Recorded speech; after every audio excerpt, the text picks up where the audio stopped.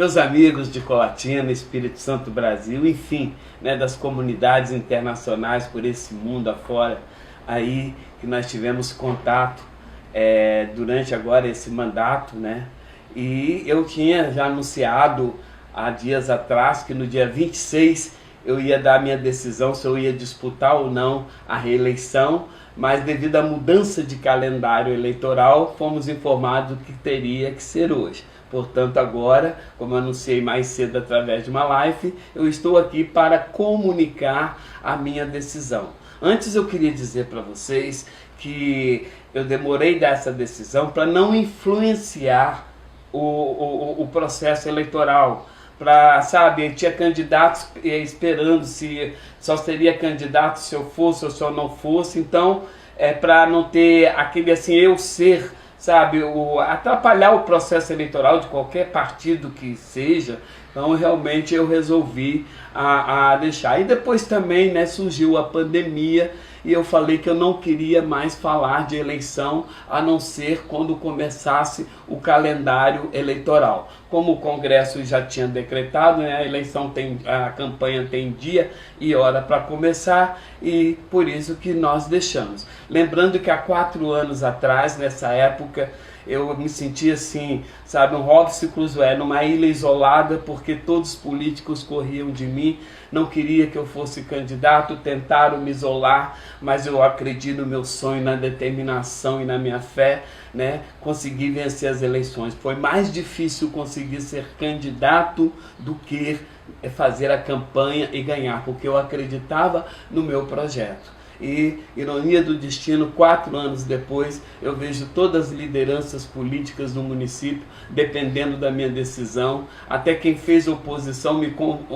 eu tive assim, proposta praticamente de todos os partidos para eu compor, entendeu? Vários candidatos que estão aí falaram que até se eu aceitasse eles como vice, eles deixariam de ser candidato a prefeito, e eu realmente não queria tomar minha decisão voltada por isso. A minha decisão é uma decisão consciente, coerente, com sempre aquilo que eu falei. Encontrei uma cidade arrasada, endividada, com problemas, escolas caindo, um problema que nem se fala. Aí comecei a botar a Colatina no trilho. Enfrentei no primeiro ano a febre amarela, que começou aqui na nossa região. Tivemos que vacinar uma população em 18 dias. Eu só sei quando eu fui ver, até o Fernando Gabeira já estava dentro da minha casa me entrevistando para a Globo News. Foi uma coisa assim que chocou. Mas continuamos com determinação. Já naquele ano demos 5% de aumento ao servidor. 8 anos sem que eles não tinham aumento. Eles estavam reivindicando 3%. Nós demos 5%. Os garis não tinham insalubridade. Eu dei 40% a todos os garis de insalubridade.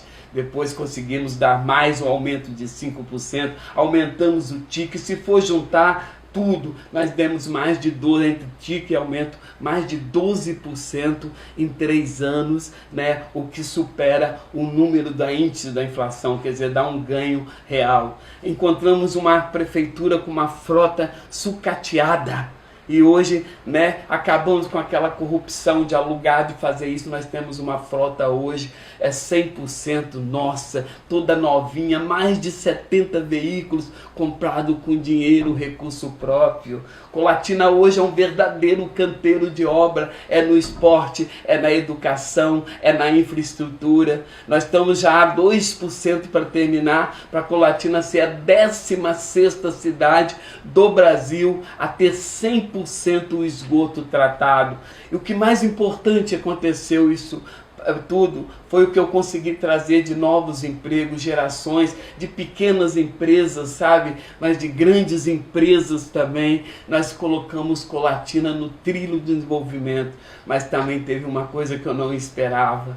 Hoje Colatina é conhecida, todo o Brasil sabe que existe um município chamado. Antigamente a gente viajava, em Brasília aconteceu isso, né? A mulher Taguatinga, eu falei, não, Colatina. Ela falou, onde fica isso? Aquilo me doeu muito, me doeu muito. Eu falei, um dia eu vou fazer minha cidade despontar no mapa. E hoje, graças a Deus, eu recebo o convite de todo o Brasil, manifestações, carinhos. Já estamos chegando a 2 milhões de seguidores em nossa página, quase 300 mil pessoas no Instagram. Convidamos a você participar, ou seja, as pessoas começaram a reconhecer. Fiz o normal, não mudei meu DNA, tudo que eu fazia antes, entendeu? Continuei fazendo, botando a mão, não tinha dinheiro para fazer a obra, conseguia material, ia para a rua, as manhãs de domingo trabalhando, muita gente criticando, prefeito jardineiro, prefeito que planta flor, mas eu colhi. Nós colhemos, enquanto eu estava plantando flores, estavam fofocando, era o meu horário normal, era o horário de folga que muitos estavam bebendo, falando mal dos outros na rede social, eu estava trabalhando. Hoje todos os bairros têm obras, o centro da cidade modificou, a beira-rio, hoje nós temos um cartão postal, hoje nós temos área de lazer e até o final do ano eu vou inaugurar mais de 10 obras nessa cidade. A biblioteca reformada, o novo terminal de ônibus de Colatina, o centro esportivo com quadra de tênis, com quadra de vôlei, com skate park. No interior, nós estamos reformando escola, estamos fazendo estradas, ligando, o bairro Honório Fraga, a BR-259. Eu falei assim, são coisas que realmente nunca aconteceu. E hoje, sem dívida, mesmo com essa pandemia, a prefeitura pagando em dia, meus funcionários recebendo em dia, e tenho certeza que eu vou deixar dinheiro para a próxima gestão que começa dia 1º de janeiro. Então eu falei, eu cumpri o meu papel. E eu nunca pensei em reeleição, eu nunca pensei nas próximas eleições, eu pensava ela na próxima geração, eu fazia questão. Aí eu comecei a dizer que eu não seria a reeleição porque eu era contra. Ninguém acreditava. Esse documento aqui, foi feito nos primeiros meses de governo, que eu queria viajar e apresentar Colatina para os empresários, aonde que eu ia, até em Harvard, nós levamos esse documento. E eu disse aqui, tem um parágrafo aqui, que eu não pensava em reeleição, porque eu estava pensando em governar a cidade. E graças a Deus, me lembro que na Rádio Sorocaba, na Rádio Ipanema de Sorocaba, que esse vídeo viralizou, principalmente aqui em Colatina, que eu dizia que eu era contra a reeleição por ser desonesta. E o senhor vai tentar a reeleição, evidentemente? Não, né? claro que não. Não vai tentar a reeleição? Não vou. Eu pedi apoio para 4 anos e eu não quero. Eu posso até um dia voltar a ser candidato, mas não disputar a reeleição, porque eu acho da maneira que a lei permite hoje é desonesta, porque mesmo sem querer o político acaba usando a máquina pública para fazer campanha. E eu vou dizer uma coisa para vocês, minha opinião não mudou. Eu não vou disputar a reeleição. Eu não serei candidato a prefeito de Colatina nesse mandato, com a consciência de saber que eu tenho grandes chances de ser reeleito. Todas as pesquisas que me apresentaram, mesmo não sendo registrado, feito até por adversário, tem pesquisas que eu tenho 3 vezes a vantagem do segundo colocado. Mas eu sou contra um prefeito disputar a reeleição e continuar no poder. Aí você poderia falar, por que não licencia? Por que não saiu a 8? O meu vice realmente não dá para governar a cidade, eu não confio nele, então eu não tinha um vice que eu poderia confiar, deixar nele governando a cidade, então eu fiz esse sacrifício e não vou disputar a reeleição. Pode ser que daqui a 4 anos eu venha, tenho certeza que o que eu pude fazer eu fiz. A grande frustração de um prefeito é ele querer, saber que está chegando no final do mandato, não conseguiu fazer certas coisas que queria fazer, não porque não quis, porque não tinha condições, não pôde fazer. Mas nós estamos lutando por Colatina. Eu quero dizer que a partir desse momento eu não participo mais da campanha eleitoral deste ano. Eu não manifestarei publicamente apoio a candidato nenhum. Não candidato nenhum. Essa decisão que eu estou comunicando a vocês, de eu não ser candidato a prefeito, eu tive o respeito de comunicar o meu líder maior hoje, que é o Eric, que é presidente do meu partido. Há uma semana atrás eu pedi sigilo a ele, ele manteve toda a direção, como também o presidente do meu partido, Marcos Guerra, né, o diretório do meu partido, que eu falei: Marcos, eu não disputarei a reeleição. E na convenção nós votamos, né, por unanimidade, que a executiva poderia conversar com quem eles quisessem. Então agora eu não sei, nesse momento eles já devem ter candidato, mas eu quero dizer para vocês, Sérgio Meneghelli não será candidato. Prefeito não é dono da cidade, não só tem uma pessoa que tem capacidade de governar. A reeleição às vezes cria vícios de grupos, porque eu sei que é difícil governar uma cidade, mesmo até com os cargos comissionados, com os vícios, porque a corrupção em qualquer gestão do mundo não está só no chefe do executivo, do legislativo, do judiciário, às vezes está até no meio de funcionários. Então eu não quis criar, eu sempre falei que eu não participo de grupo político. Tenho sim o meu partido, como na vez passada, eu agradeço muito o Distone, que chegou a oferecer ofertas milionárias para não deixar, mas garantiu a candidatura a prefeito. Eu acho que ele tem orgulho de saber que ele fez certo pelo prefeito que nós fomos. Então, eu quero dizer para vocês, eu falo isso com felicidade, não. Deus sabe como eu gosto da minha Colatina. Deus sabe como eu quero continuar. Mas eu quero ter a coerência. Eu quero ser honesto naquilo, eu prometi a Deus que eu seria honesto em todos os detalhes da minha administração. Um dia eu estava descendo a escada da prefeitura com a tampa da caneta na mão. Eu falei: não, isso aqui não é meu. Voltei e devolvi a tampa. Porque eu falei assim: eu quero uma gestão. E vocês podem ver, nenhuma acusação de corrupção. 3 anos e 9 meses de governo, sem responder um processo de improbidade durante a administração. Sem um processo de improbidade. Só houve uma denúncia feita pelo vice-prefeito, que a própria Polícia Civil concluiu e desse lá no parecer. Montagem grotesca, bruta, com a finalidade de denegrir e atrapalhar a administração. Isso foi a conclusão, porque antes que ele fosse na tribuna denunciar, ele me apresentou aquilo, eu vi que aquilo era uma coisa forjada. Nunca falei sobre esse assunto. Fez o maior teatro, chorou, levou a filha. E nenhuma denúncia dele foi aceita. Todas foram arquivadas. Inclusive essa que ele falou que tinha sido uma fraude de licitação, que eu nem me lembro qual foi a armação, não sei quem fez a armação, entendeu?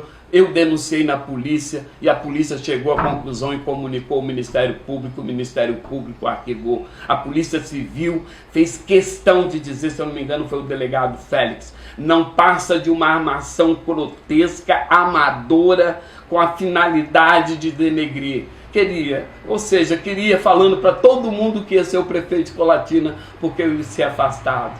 Mas o diabo faz a panela, mas a tampa não. Então Deus é tão justo. Ele é tão justo que ele nos dá o direito de plantar o que quisermos. Mas ele é tão justo. Ele é tão bom, né, que deixa a gente plantar o que a gente quer. Mas ele é tão justo que faz a gente colher o que planta.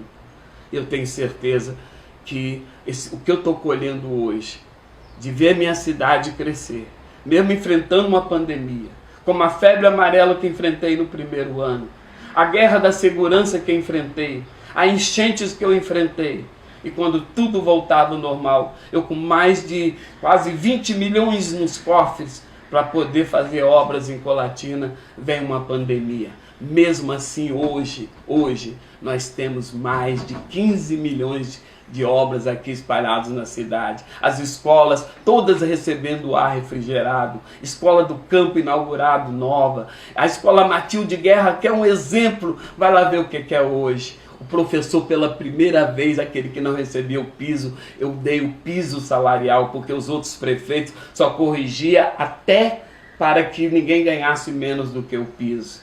Então, quer dizer, fizemos coisas que jamais foi feito.